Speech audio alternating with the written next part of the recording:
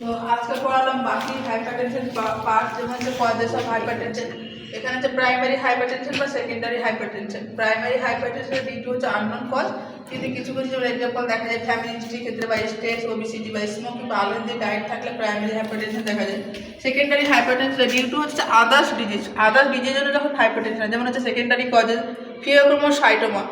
Pheochromocytoma কি হচ্ছে, যে টিউমার দেখা যায় কোথায়, অ্যাড্রিনাল হচ্ছে মেডুলাতে, তখন দেখা যায় হাইপারটেনশন বা হাইপোথাইরয়েডিজম, যদি হচ্ছে যে থাইরয়েড হরমোন কমে যায়।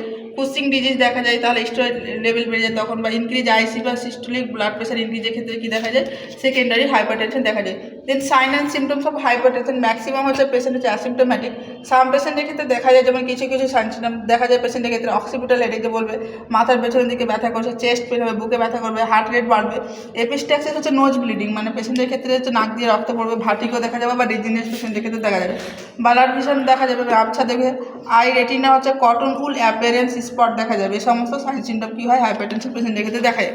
যেটা হচ্ছে ডায়াগনোসিস টেস্ট, আমরা যদি ম্যানুয়ালি দেখি তাহলে স্প্যাগনোম্যানোমিটারে দেখা যায়, বা রোল ওভার টেস্ট করা হয় প্রেগনেন্সির ক্ষেত্রে, লিভার ফাংশন টেস্ট করা হয়, বা রেনাল ফাংশন টেস্ট করা হয় পেশেন্টের ক্ষেত্রে। কমপ্লিকেশন কী কী দেখতে পাই আমরা, তো আমরা আগে থেকেই জানি যে ফার্স্ট হচ্ছে যে হাইপারটেনশনের টার্গেট অর্গান হচ্ছে কিডনি। তো ফার্স্টে আমরা বলি হার্টের ক্ষেত্রে কী এফেক্ট পড়বে, হার্টের ক্ষেত্রে দেখা যাবে সিএডি মানে করোনারি আর্টারি ডিজিজ দেখা যাবে, এখানে পেশেন্টের হার্ট ফেলিয়ার বা ভেন্টিকুলার ট্যাকিকার্ডিয়া পেশেন্টের ক্ষেত্রে দেখা যায়। ব্রেনের ক্ষেত্রে হচ্ছে স্ট্রোক দেখা যায়, মোস্ট ইম্পর্টেন্ট মডিফাইবল প্রিভেন্ট বা risk factor stroke. Kidney failure দেখা যায়, আই ড্যামেজ, ব্লিডিং, এই সমস্ত সাইন সিমটম দেখা যায়।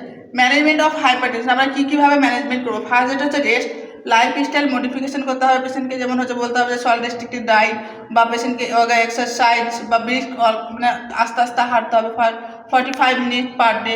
এই সমস্ত আমরা কী করবো, পেশেন্টকে হেলথ এডুকেশন দেবো। ওয়েট রিডাকশন মানে হচ্ছে ওয়েট লস করার জন্য আমরা পেশেন্টকে কী করবো, যে আমরা হেলথ এডুকেশন দেবো। ড্রাগসের ক্ষেত্রে যেমন এবিসিডি, বিটা ব্লকার, ক্যালসিয়াম এই সমস্ত ড্রাগ ইউজ করা হয়, এটা হচ্ছে পরে পড়ানো হবে। হাইপারটেনশনের ক্ষেত্রে আমরা যদি ড্যাশ ম্যানেজমেন্ট মানে হচ্ছে dietary approach to stop hypertension আমরা কী করবো, অ্যাডভাইস দেবো। লো সোডিয়াম ডায়েট দেবো পেশেন্টকে। ভেজিটেবল অ্যান্ড হচ্ছে ফাইবারের পরিমাণ কী করবো, ইনক্রিজ করতে হবে। ক্যালোরি ইনটেক লিমিটেড করতে হবে। এই সমস্ত আমরা কী করবো, পেশেন্টকে অ্যাডভাইস দেবো। বাকিটা পরের দিন পড়ানো হবে।